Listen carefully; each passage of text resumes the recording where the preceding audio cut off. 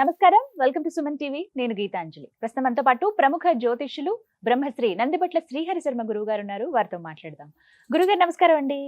వాగర్థావివ సంపృక్తౌ వాగర్థ ప్రతిపత్తయే జగతః పితరౌ వందే పార్వతీ పరమేశ్వరౌ సదాశివ సమారంభాం శంకరాచార్య మధ్యమాం అస్మదాచార్య పర్యంతం వందే గురు పరంపరాం. ఆదిత్యాయ చ సోమాయ మంగళాయ బుధాయ చ గురు శుక్ర శనిభ్యశ్చ రాహవే కేతవే నమః. శృంగేరి పీఠాధిపతులకి, కంచి పీఠాధిపతులకి నమస్కారములు తెలియజేసుకుంటూ కార్యక్రమాన్ని ప్రారంభిద్దాం.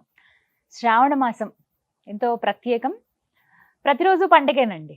ఇందులో భాగంగా వరలక్ష్మి వ్రతాన్ని ఆచరించడం మనం చూస్తాం. ఆ లక్ష్మీ అమ్మవారిని విశేషంగా ఆరాధిస్తూ ఉంటారు ఈ మాసంలో. అయితే ఇంటిల్లిపాది అందరూ ఆ పూజ చేసుకోవచ్చు. మహిళలు ముఖ్యంగా చేసినప్పటికీ భర్త కూడా ఆ పూజ దగ్గర ఉండాలని పిల్లలు ఇలా ఇంటిల్లిపాది చేసుకుంటారు. అయితే ప్రత్యేకంగా మహిళల కోసం అంటూ వరలక్ష్మి వ్రతంతో సమానమైనటువంటి వ్రతం ఇంకా ఏదైనా ఉందా?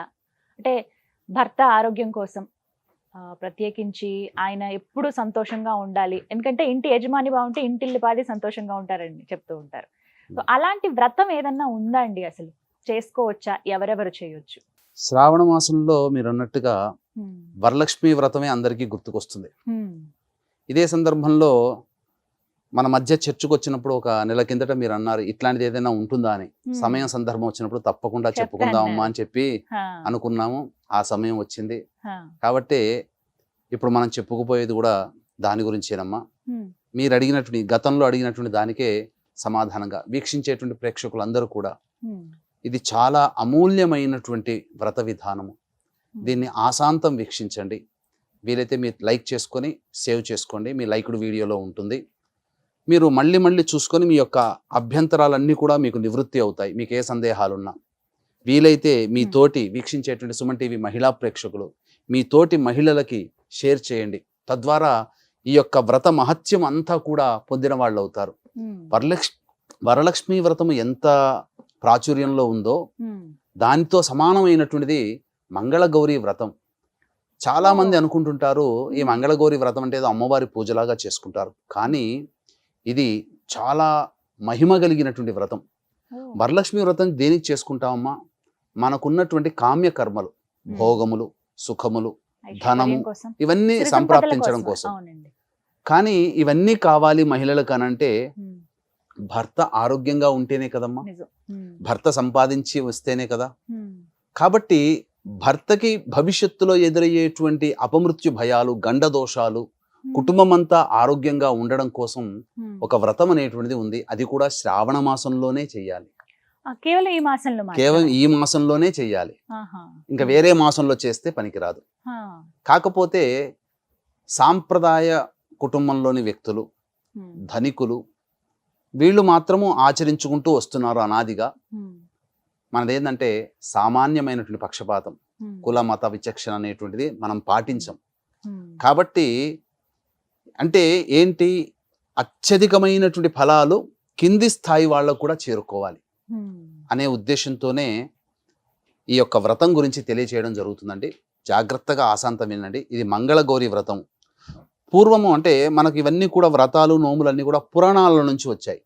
పలానా వ్యక్తులు పలానా పట్టణంలో మనకు వాళ్ళ గురించి, పేర్ల గురించి చారుమతి అనంటే అమ్మవారి వరలక్ష్మి వ్రతంలో చారుమతి గురించి వస్తుంది. చారుమతి గురించి విన్నవాళ్ళమే తప్ప వాళ్ళ గురించి తెలిసిన వాళ్ళం కాదు. కానీ ఈ మంగళగౌరి వ్రతం ఎవరు ఆచరించారనంటే స్వయంవర తదనంతరం పాండవుల పత్ని అయినటువంటి ద్రౌపదికి తనకి ఒక సంశయం కలిగింది. ఏంటంటే నా భర్తలందరూ కూడా మహావీరులు, ఎప్పుడో ఒక సందర్భంలో యుద్ధంలోకి వెళ్లాల్సి వస్తుంది. ఆ యుద్ధంలో అజేయులై విజయాన్ని సొంతం చేసుకొని రావాలి. ఎటువంటి అనారోగ్యం శరీరానికి, శస్త్రాస్త్రాల బారిన పడి శరీరం ఛిద్రం అవ్వకూడదు అని ఆ సందేహాన్ని కృష్ణ భగవాని దగ్గర అడిగింది. అన్నయ్య, నా భర్తలు మహావీరులు, పంచ భర్తలు, కాబట్టి వారు ఆరోగ్యంగా ఉండాలి అని అంటే నాకు వివాహం అయింది కాబట్టి నేను ఏ వ్రతం ఆచరిస్తే నాకు నా భర్తలు ఆరోగ్యంగా ఉంటారు అని అంటే అప్పుడు కృష్ణ భగవానుల వారు చెప్పినటువంటిది ఈ మంగళగౌరి వ్రతాన్ని ఆచరించమ్మా అని చెప్పి, ఆ ప్రభావం వల్లనే భవిష్యత్ కురుక్షేత్ర సంగ్రామంలో పాండవులు అజేయులై విజయాన్ని సొంతం చేసుకొని ఆరోగ్యంగా కొన్ని లక్షల మంది చనిపోయినా మిగిలిన వాళ్ళు వీళ్ళయ్యారు.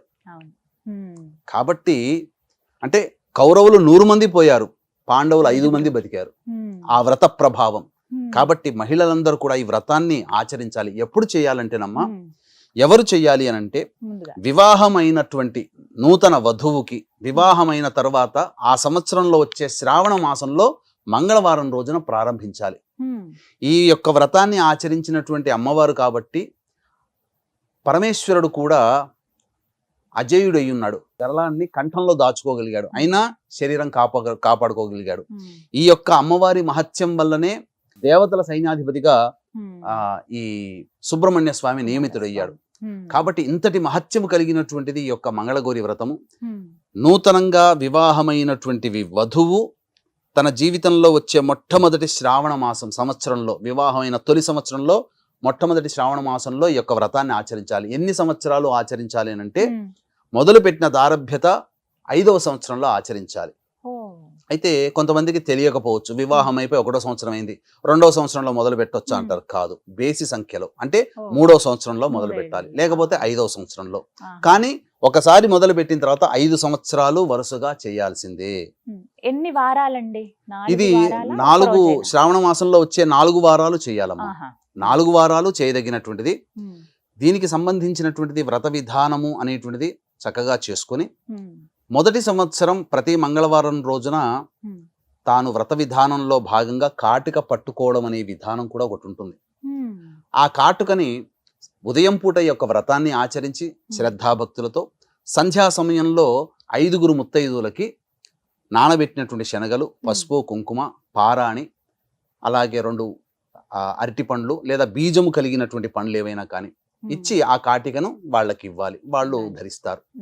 ఈ విధంగా మొదటి సంవత్సరం 5 ముత్తైదువులకి ఇవ్వాలి ఆ వివాహమైనటువంటి అమ్మాయి. తర్వాత 2వ సంవత్సరానికి సంఖ్య పెంచుకోవాలంటే 10 మందికి, 3వ సంవత్సరంలో 15 మందికి, 4వ సంవత్సరంలో 20 మందికి, 5వ సంవత్సరంలో 25 మంది సువాసినులకి ఇవ్వాలి, వాయనం ఇవ్వాలి సాయం సంధ్యా సమయంలో. 5వ సంవత్సరం రోజున వ్రత ఉద్యాపన చేసుకోవాలి. వ్రత ఉద్యాపన చేసుకునేటువంటి సందర్భంలో ఏంటనంటే, వివాహం అవుతున్నటువంటి కన్య ఉంటుంది కదా, వివాహ సమయంలో పెళ్లి పందిట్లో కన్య ఉంటుంది కదా, ఆ కన్యకి మంగళసూత్రము, పసుపు కొమ్ములు, గాజులు, మల్లెపూలు అంటే పూలమాల, సుగంధ పసుపు కుంకుమ, ఇవి స్త్రీలు ధరించేటువంటి ముత్తైదుతనంగా స్త్రీ ధరించేటువంటి వస్తువుల్ని ఆ అమ్మాయికి ఇచ్చి వాయనం ఇవ్వాలి. దాంతో ఆ వాయనం ఇవ్వడంతో సమాప్తమవుతుంది. ఆ వాయనంలో భాగంగా 32 జతల అరిసెలు ఒక కుండలో కానీ పాత్రలో కానీ, ఇనుప పాత్ర వాడకూడదు, కుండలో కానీ పాత్రలో కానీ పెట్టి దానికి మూత పెట్టి గుడ్డతో చుట్టి ఆ 32 అరిసెలు కూడా ఆ కన్యకి ఇవ్వాలి. ఎందుకనంటే ఇక్కడ గౌరీ ప్రాధాన్యతను తెలుసుకోవాలమ్మా. వివాహ సమయంలో నూతన వధువు గౌరీ పూజ చేస్తుంది. వివాహమైన తర్వాత భర్త ఆయుష్ చక్కగా ఉండాలని వచ్చే శ్రావణ మాసంలో, వివాహమైన తర్వాత వచ్చే మొదటి శ్రావణ మాసంలో మంగళవారం రోజున ఈ వ్రతాన్ని ఆచరిస్తుంది. దీనికి ప్రాముఖ్యత చారుమతికి కథకి ఎలా అయితే పేరు ప్రఖ్యాతులు వచ్చాయో వరలక్ష్మి వ్రతానికి, అలాగే దీనికి కూడా వ్రత విధానం ఉందమ్మా. ఈ వ్రత కథ ఏంటంటే, పూర్వం ఒక బ్రాహ్మణ దంపతులు అవంతి రాజ్యములో, వారు ఎన్నటికీ సంతానం కలగకపోగా ఈశ్వరుని కోసం తపస్సు చేసి ఆ యొక్క ఈశ్వర అనుగ్రహాన్ని పొందారు. స్వప్నంలో వారికి దర్శనం ఇచ్చినటువంటి భగవాన్ల వారు, అల్పాయుష్యుడైనటువంటి కొడుకు కావాలా, 5వ తనం లేని కూతురు కావాలా అని అడిగారు. కొడుకు పుడితే పున్నామ నరకం నుంచి తప్పిస్తాడు కాబట్టి కొడుకు కావాలని కోరుకున్నారు అల్పాయుష్యుడైన. పుట్టాడు. పుట్టగానే 11 రోజులు కాగానే యమభటులు వచ్చారు తీసుకుపోవడానికి. వరప్రసాదం వల్ల, స్వామి మా అబ్బాయికి ఇంతవరకు నేను పేరు పెట్టుకోలేకపోయాము, తర్వాత రండి మా ప్రాణాలు తీసుకోండి అని చెప్పి, పిల్లవాడి ప్రాణాలు. తర్వాత పేరు పెట్టుకున్న నామకరణం అయిన తర్వాత మళ్ళీ రాగానే గుర్తు పెట్టుకొని వచ్చారు. అప్పుడు పిల్లవాడు తల్లిదండ్రులని అమ్మా నాన్న అని పిలిస్తేనే కదా మానవుడు అయ్యేవాడు. శిశువు మానవుడు ఎలా అవుతాడు? మాటలు లేనప్పుడు అనగానే మాటలు వచ్చేంత వరకు ఎదురు చూశారు. తర్వాత మళ్ళీ మాటలు రాగానే యమభటులు తీసుకుపోవడానికి వచ్చారు. అంతటా 1000 ఏళ్ల వేడుకొని బ్రాహ్మణుడిగా పుట్టాడు కదా, ఉపనయన సంస్కారం అయిన తర్వాత బ్రాహ్మణుడు అవుతాడు, అప్పటి వరకు ఇతర వర్ణంతో సమానమే కదా, ద్విజ జన్మ అనగా ఉపనయనం అయితేనే బ్రాహ్మణుడు అవుతాడు కాబట్టి ఉపనయనం వరకు వేచి చూడండి అన్నారు. అలాగే ఉపనయనం వరకు కూడా 10 సంవత్సరాలు వచ్చేంత వరకు ఉపనయనం వరకు వేచి చూశారు. ఉపనయనం అయిన తర్వాత కొన్ని రోజులకి ఆ తల్లి బాధపడుతుంది, ఏందమ్మా ఎందుకు బాధపడుతున్నావు ఏడుస్తున్నావు అని అంటే, నాయన నీ జన్మ వృత్తాంతం ఇది, నీకు కొన్ని రోజుల్లో ఇక ఆయువు తీరిపోతుందనగా, అప్పుడు జ్ఞాన సంపన్నుడైనటువంటి ఆ అబ్బాయి, అమ్మ ఎక్కువ కాలం నేను బతకలేను, బ్రతికుండి నేను పుణ్య కార్యక్రమాలు చేసుకొని తరించే శక్తి యోగ్యత నా జీవితానికి లేదు, కాబట్టి నేను కాశీకి వెళతానమ్మా, నాకు అనుజ్ఞ ఇవ్వమ్మా అని తల్లిదండ్రులను వేడుకున్నాడు. అంతటా ఒక పిల్లవాడిని ఇస్తే ఆ రోజున కాశీకి పోతే కాటికి పోయినట్టేనే సమాధానం కదా, ఒక 50 సంవత్సరాల కిందట. కాబట్టి ఆ పిల్లవాడితో జతగా మేనమామనిచ్చి పంపించారు తల్లిదండ్రులు. ఇలా వెళుతూ వెళుతూ ఉన్నప్పుడు ఒక రాజ్యానికి చేరుకున్నారు. చేరుకున్న తర్వాత అక్కడ పూదోటలో విశ్రమించారు, పూలవనంలో. ఆ పూలవనం రాజుగారి ఉద్యానవనం. ఆ ఉద్యానవనంలో అప్పుడే ఆటలాడుకోవడం కోసం రాజకుమారి వచ్చిందమ్మా తన చెలికత్తెలతో. కొంత ఆటలాడుకున్న తర్వాత పూలు కోసుకున్నారు వాళ్ళందరూ. ఆటలాడుకుంటూ మధ్యలో ఆ చెలికత్తె దుర్భాషలాడింది రాజకుమారిని. ఎలాంటి దుర్భాషలు అంటే, నువ్వు పెళ్ళైన తర్వాత విధవైపోతావు అని దుర్భాషలాడింది. అనిన తర్వాత అప్పుడు ఆ అమ్మాయి రాజకుమారి ఏమందంటే, నువ్వు అనే మాటలు శాపాలను నాకేమీ తగలవు, ఈ రోజు నాకు వివాహం జరగబోతుంది, మా అమ్మ గౌరీ వ్రతం ఆచరించింది, నాకు వాయనం ఇస్తుంది, ఆ వాయనం తీసుకున్న పిదప మళ్ళీ నేను వ్రతాన్ని ఆచరిస్తాను, కాబట్టి నాకు నా భర్తకు ఎటువంటి ఇబ్బంది కలగదు అని చెప్తూ తెచ్చుకున్నటువంటి తెంపిన పూలన్నీ తీసి వెదజల్లింది. ఎక్కడి నుంచి ఆ మాట చెప్పడంతోనే వెదజల్లగానే ఎక్కడి నుంచి వచ్చాయో మళ్ళీ అదే చెట్లకు అట్టుకున్నాయి పూలు. ఈ వింత దృశ్యాన్ని చూసి, ఈ అమ్మాయిని నేను వివాహం చేసుకుంటే నా యొక్క ఆయుష్ తీరిపోకుండా నేను కూడా చిరంజీవిని అవుతాను, ఈమెకు భర్తగానైతే అని చెప్పి మనసులో అనుకున్నాడు ఆ బాలుడు. పూర్వకాలంలో చిన్నతనంలోనే కదా పెళ్లి చేసేది. ఇక ఆ రోజున రాత్రి వివాహం చూద్దాం వేడుకగా అని చెప్పేసి రాజుగారి భవనానికి వెళ్ళారు మేనమామలు అల్లుళ్ళు ఇద్దరు. వెళ్ళిన తర్వాత అక్కడ సమయానికి పెళ్లి కొడుకు నాకు అనారోగ్యంగా ఉంది, నేను రాలేకపోతున్నానని కబురు అంపారు ఆ పెళ్లి కొడుకు వాళ్ళందరూ కూడా. ఇంతలో రాజు ఆ పెళ్లి మంటపానికి వచ్చిన వాళ్ళందరూ ఆ ఊరి వాళ్ళు కదా, ఆ రాజ్యం వాళ్ళు కదా, ఇచ్చి పెళ్లి చేస్తే ఏం లోపం ఉందో ఆ పెళ్లి కొడుకు రాలేడు అని భ్రమపడతారు, ఎవరు ముందుకు రారు, తెలవని వ్యక్తి ఎవరైనా ఉన్నారా ఈ యొక్క సమూహంలో, ఈ యొక్క సభలో, వాళ్ళకిచ్చి మా అమ్మాయిని ఇచ్చి చేస్తాను, అప్పుడు వాళ్ళే నిశ్చయించిన కొడుకు అనుకుంటారు కదా, పెళ్లి కొడుకు అనుకుంటారు కదా అని చెప్పి చూశారు. చూడగానే ఆ అబ్బాయి కనబడ్డాడు, వేరే విదేశీ పర్సన్స్ ఎవరూ లేరు అక్కడ. ఆ అబ్బాయికి ఇచ్చి వివాహం చేశారు. చేసిన తర్వాత ఆ రోజు రాత్రి భార్యాభర్తలు ఇద్దరు నిద్రిస్తున్నప్పుడు ఆ పెళ్లి కూతురికి స్వప్నంలో అమ్మవారు కనిపించి, ఓ అమ్మాయి, ఈ రోజుతో నీ భర్త ఆయువు తీరిపోతుంది, పాము కరవడానికి సిద్ధంగా ఉన్నది, నువ్వు నీ భర్తను రక్షించుకో అని చెప్పి స్వప్నంలో కనిపిస్తుంది. చెప్పగానే లేచి చూడగానే త్రాచుపాము భర్తను కాటేయడానికి దగ్గరగా వస్తుంది. అంతటా ఏం చేయాలో తెలియక ఆ పెళ్లి సమయంలో తన తల్లి వాయనం ఇస్తుంది కదా ఆ పాత్రను తీసుకోవాలనుకొని భర్త తొడ మీద కాలు పెట్టి పైకెక్కి అటక మీద ఉన్నటువంటి పాత్రని తీసుకొని ఆ పాముని ఒడిసిపట్టి ఆ పాత్రలో ఆ పాముని పెట్టి మళ్ళీ యథావిధిగా రవికబట్ట చుట్టింది. చుట్టిన తర్వాత తెల్లవారుజామున ఈ విషయం అంతా చెప్పింది. అంటే నువ్వు చెప్పిందంత నమ్మశక్యంగా కాలేదు అనంటే, నిదర్శనం ఏంటి అని అంటే, చూడండి అందులో పాము ఉంటుంది అని చెప్పగానే ఆ పాత్రలో ఉన్నటువంటి విప్పి చూడగానే బంగారు పామై కనబడుతుంది అందులో. ఇక తరువాత వీళ్ళు కాశీకి పోవాలి కదా వచ్చింది, అందుకని వీళ్ళ దగ్గర సెలవు తీసుకొని మేనమామ అల్లుళ్ళు ఇద్దరు కాశీకి పోయారు. తర్వాత కొంతకాలానికి అసలు పెళ్లి కొడుకు రాలేదు కదా, ఆ పెళ్లి కొడుకు వర్తమానం ఇచ్చాడు, మేమందరం వస్తున్నామండి పెళ్లి కోసం, మేము సిద్ధంగా ఉన్నాం, ఇప్పుడు ఆరోగ్యంగా ఉన్నామని. ఇంతటా రాజు కూడా సంతోషించి యువరాజు పెళ్లి చేసుకుంటున్నాడు కదా అని చెప్పి పెళ్లికి ఏర్పాట్లు చేస్తుంటే, ఆ పిల్ల అమ్మాయి, నేను పరపురుషుని వివాహం చేసుకుని నా మెడలో తాళి కట్టినటువంటి భర్త నా భర్తే, నా భర్త అంటే ఎక్కడున్నాడు నీ భర్త, లేడు కదా, దేశాలకు వెళ్ళిపోయాడు కదా అని అంటే, లేదు వస్తాడు, నాకు మాట ఇచ్చాడు వస్తాడు నేనంటే, మరి ఎలా అంటే, కొంత సమయం ఇవ్వు నాన్న, 1 సంవత్సరం సమయం ఇవ్వు, ఈ లోపల నువ్వు అన్నదానం సత్రం ఏర్పాటు చెయ్యి, వచ్చిన వాళ్ళకందరికీ నేను తాంబూలాలు ఇస్తాను అని అనగానే చక్కగా అమ్మాయి కోరింది కదా అని చెప్పి అప్పటికప్పటికి అన్నదాన సత్రం ఏర్పాటు చేయడం, వచ్చినటువంటి యాత్రికులకు అందరికీ భోజనం పెట్టడం, ఆ అమ్మాయి తాంబూలం ఇవ్వడం, అది జరిగిపోయింది. కొన్ని నెలలు గడిచిన తర్వాత ఆ భర్త మేనమామ విశ్వేశుని సందర్శించుకొని అనుగ్రహం పొంది కాశీలో గంగా నదిలో స్నానం చేసి తిరిగి వచ్చే టపాలో మళ్ళీ అదే రాజ్యం గుండా వస్తారు కదా, వచ్చినప్పుడు అక్కడ అన్నదాన సత్రంలో భోజనం చేశారు. చేసిన తర్వాత తాంబూలాలు ఇస్తూ ఉంటే ఆ అమ్మాయి, ఇదిగో నా భర్త అని చెప్పి గట్టిగా అరిచేసేసింది.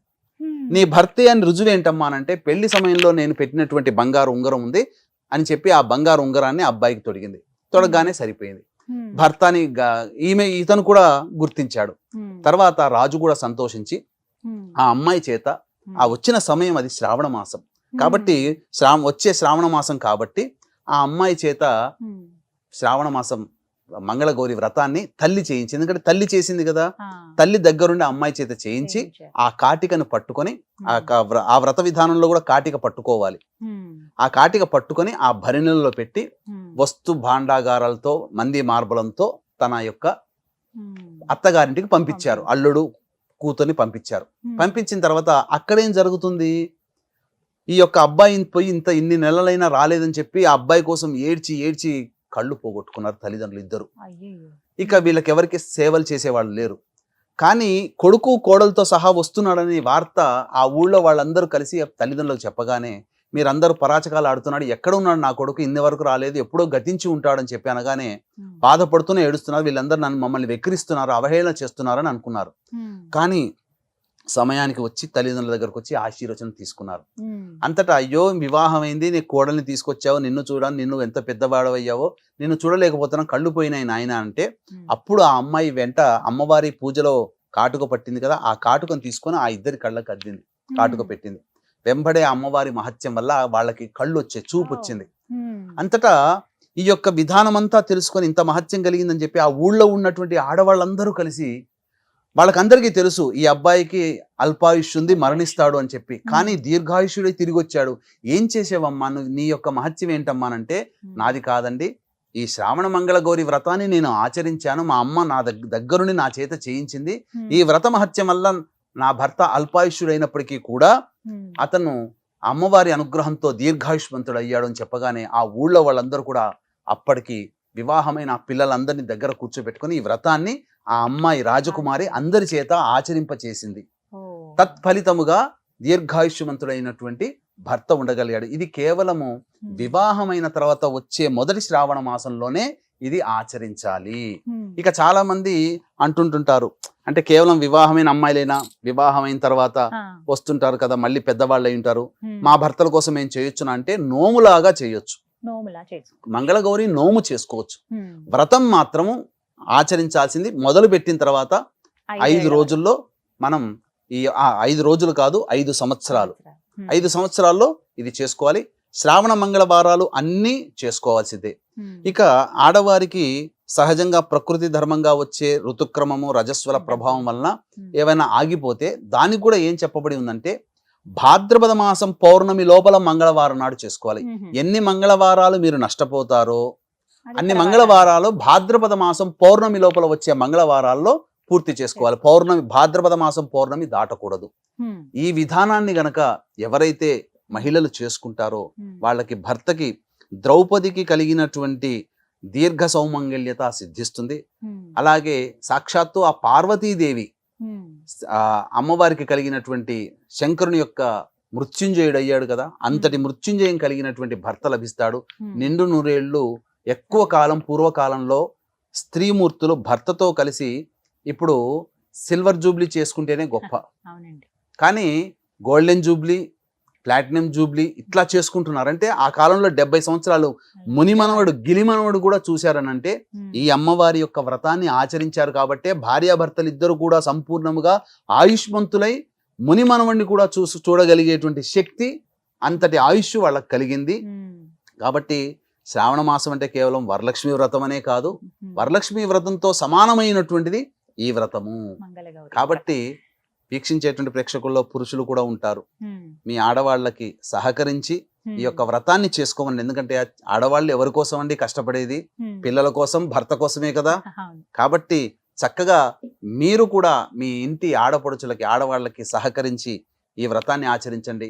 కొత్తగా వివాహం అయి ఉంటుంది, ఆ వివాహమైనటువంటి పిల్లలకి మొదటి శ్రావణ మాసం వచ్చింది అని అంటే దగ్గరుండి చేయించండి. ఈ వ్రతాన్ని తప్పకుండా పాటించండి. పోయిందేమీ లేదు, భక్తి విశ్వాసంతో చేసుకునేటువంటిది.